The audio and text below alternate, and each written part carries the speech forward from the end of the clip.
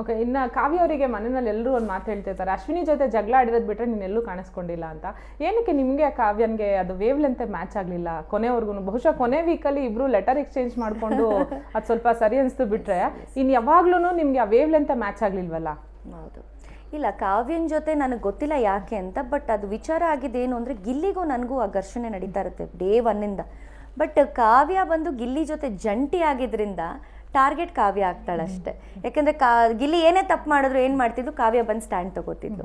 So ನೀನು ಯಾಕೆ ಗಿಲ್ಲಿಗೆ stand ತೊಗೊಳ್ತಿದ್ಯಾ ಅಂತ ಹೇಳಿ ನಾನು ಮಾತಾಡ್ತಿದ್ದೆ. ಅಲ್ಲಿಂದ ನನ್ನ ಮತ್ತು ಕಾವ್ಯಂದು ಒಂಚೂರು ಇದು ಸ್ಟಾರ್ಟ್ ಆಗುತ್ತೆ.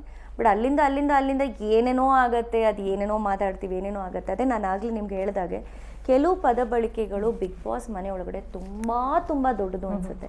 ಅದೇ ನೀವು ಹೊರಗಡೆ ಬಂದು ನೀವು ಮಾತಾಡಿದ್ರೆ ಇದು ಯಾಕೆ ಇಷ್ಟೊಂದು ಅಂತ ಅನಿಸುತ್ತೆ. ಬಟ್ ಅದು ಬಿಗ್ ಬಾಸ್ ಮನೆ, ಪ್ರತಿಯೊಬ್ಬರು ಹಿಂಗೆ ದುರ್ಬಿನ್ ಹಾಕ್ಕೊಂಡು ನೋಡುವಾಗ ಸೊ ಅಲ್ಲಿ ಎಲ್ಲವೂ ಒಂಥರ ಬೇರೆ ಥರನೇ ಗೋಚರಿಸ್ತಾ ಇರುತ್ತೆ.